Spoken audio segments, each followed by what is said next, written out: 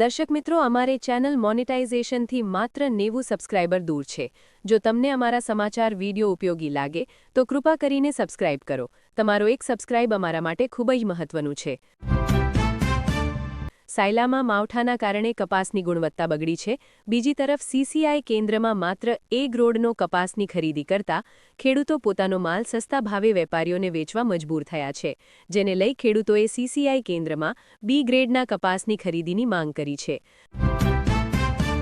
પાદરા સરકારી અનાજના ગોડાઉનમાંથી સરકારી ઘઉં, ચોખા તેમજ ચણાનું જથ્થો વગે કરવાનું કૌભાંડ કરજણ પોલીસે ઝડપી પાડ્યું છે. ગોડાઉનમાંથી સરકારી જથ્થો ભરીને વેપારીઓને પહોંચાડવા જતો એક ટેમ્પો ઝડપી પાડી ડ્રાઈવરની અટક કરી પોલીસે વધુ તપાસ હાથ ધરી છે. મર્યાદામાં રહેવાનું હો ભાઈ, ચમચાગીરી બંધ કરો. કોંગ્રેસ ધારાસભ્ય અને પોલીસકર્મી વચ્ચે બોલાચાલી. સુરેન્દ્રનગર જિલ્લામાં કરોડોના જમીન કૌભાંડની આશંકા વચ્ચે એન્ફોર્સમેન્ટ ડિરેક્ટરેટ એટલે કે ઈડી દ્વારા મોટી કાર્યવાહી કરવામાં આવી છે. લાંબી પૂછપરછ અને સર્ચ ઓપરેશનના અંતે નાયબ મામલતદાર ચંદ્રસિંહ મોરીની સત્તાવાર રીતે ધરપકડ કરવામાં આવી છે. અમદાવાદના બાપુનગરમાં હત્યા આપઘાતની ચોંકાવનારી ઘટના, પતિ પત્નીના ઘરકંકાસનો લોહિયાળ અંત. રાજ્ય સરકારે પહેલા કાર્પેટ એરિયા, બિલ્ટઅપ એરિયા, પછી હવે સુપર બિલ્ટઅપ એરિયા એટલે કે રોડ, રસ્તા, કોમન પ્લોટની જમીનો પર પણ સ્ટેમ્પ ડ્યુટી વસૂલવાનો પરિપત્ર જાહેર કર્યો છે. આ નિર્ણયના કારણે એક મિલકતદારને દસ્તાવેજની કિંમતમાં 30થી 40% વધારો થતો હોવાથી વકીલો દ્વારા આ નિર્ણય રદ કરવા માટે મંગળવારે કલેક્ટર ઓફિસમાં રજૂઆત કરવામાં આવી હતી. અરવલ્લીની ગિરિમાળાને લઈને સુપ્રીમ કોર્ટના ચુકાદા બાદ ગેરકાયદેસર ખનિજ ખનન થવાની સંભાવના વધી છે, જેના પગલે રાજસ્થાનમાં વિરોધનો સૂર ઉઠ્યો છે, જેની આગ ગુજરાતમાં પણ લાગી છે.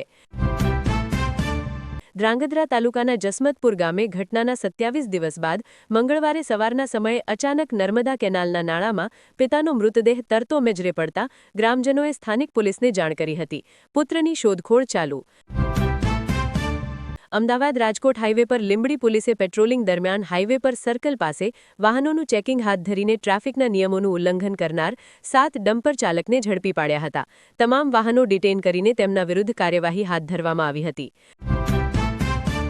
હાઈકોર્ટની મુદ્દત પૂર્ણ થતાં જ લાગ જોઈને બેઠેલા તંત્રએ આક્રમક વલણ અપનાવી 9 જેસીબી અને 100 જેટલા પોલીસ કર્મચારીઓના કાફલા સાથે સ્ટેશન રોડ પર સ્થિત સરદાર ભુવન કોમ્પ્લેક્સને તોડી પાડવાની કામગીરી શરૂ કરી હતી.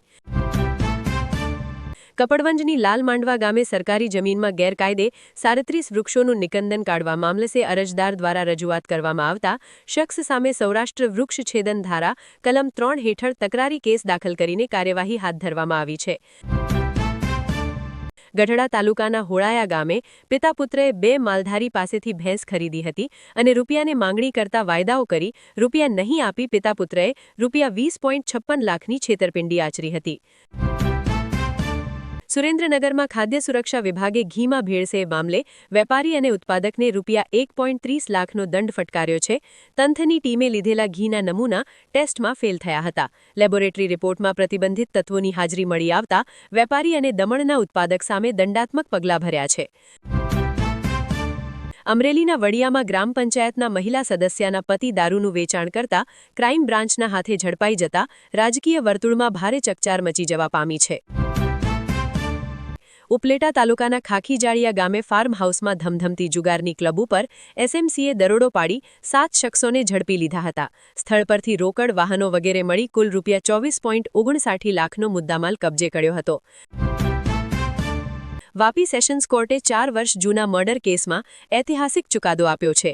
પત્નીની હત્યા કરનાર પતિને ફાંસીની સજાનું ફરમાન સંભળાવ્યો છે.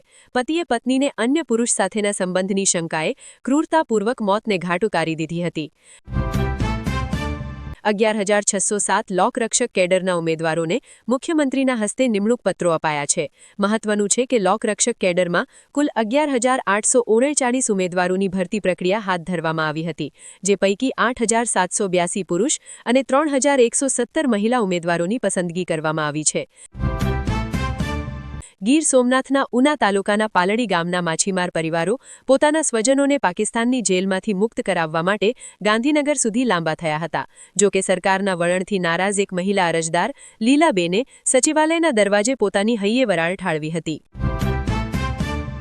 સાબરકાંઠા જિલ્લાના ખેડબ્રહ્મા તાલુકાના ખેરોજ ખાતે અરવલ્લી બચાવો અભિયાન અંતર્ગત યોજાયેલી વિશાળ જનસભામાં આમ આદમી પાર્ટીના ધારાસભ્ય ચૈતર વસાવાએ સરકાર સામે રણશીંગુ ફૂંક્યું. તો અમને જેલમાં નાખી દો. દુષ્કર્મના આરોપી ભાજપના પૂર્વ ધારાસભ્યને જામીન મળતા પીડિતાની બહેનનું દર્દ છલકાયું. બાંગ્લાદેશમાં વધી રહેલા કટ્ટરવાદ સામે ભારતમાં ગુસ્સો ફાટી નીકળ્યો છે. દિલ્હી સ્થિત બાંગ્લાદેશ હાઈ કમિશન સામે વિશ્વ હિન્દુ પરિષદ બજરંગ દળ દ્વારા વિરોધ પ્રદર્શન યોજવામાં આવ્યા હતા. આ પ્રદર્શનમાં હિન્દુ સંગઠનોના અનેક સમર્થકો કે કાર્યકર્તાઓ જોડાયા હતા. પાકિસ્તાની પીએમ શાહબાઝ શરીફની પાર્ટીના નેતા કામરાન સઈદ ઉસ્માનીએ એક વીડિયો દ્વારા ભારતને ગંભીર ધમકી આપતા કહ્યું કે જો ભારત ઢાકા પર હુમલો કરશે તો પાકિસ્તાન પોતાની તમામ સૈન્ય શક્તિ સાથે બાંગ્લાદેશને વહારે આવશે. અમદાવાદ રાજકોટ હાઈવે પર બગોદરા તારાપુર હાઈવે પર 2 દિવસ અગાઉ થયેલી સનસનીખેજ લૂંટના ગુનામાં પોલીસને મોટી સફળતા મળી છે. દંપતીની લૂંટનો ભેદ ઉકેલાયો છે, ત્યારે સમગ્ર મામલે પોલીસે 2 રીઢા આરોપીઓને દબોચીને આગળની કાર્યવાહી હાથ ધરી છે. અયોધ્યામાં રામલલા પરિસરમાં ટૂંક સમયમાં જ એક ભવ્ય અને કિંમતી સુવર્ણ પ્રતિમા બિરાજમાન કરાશે. કર્ણાટકના એક ગુપ્ત દાતા દ્વારા અર્પણ કરાયેલી આ પ્રતિમા મંગળવારે સાંજે અયોધ્યા પહોંચી ગઈ. તાઇવાનમાં 6.1ની તીવ્રતાનો ભયંકર ભૂકંપ ચીનથી લઈને જાપાન સુધી આંચકા અનુભવાયા. દર્શક મિત્રો, આજના સમાચાર અહીં પૂરા થાય છે. તમે કયા જિલ્લામાંથી અમારા સમાચાર સાંભળો છો એ અમને કમેન્ટ્સમાં જણાવો. દરરોજ સમાચાર સાંભળવા અમારી ચેનલ વિશ્વ દર્શનને લાઇક કરો, શેર કરો અને સબસ્ક્રાઇબ જરૂર કરજો.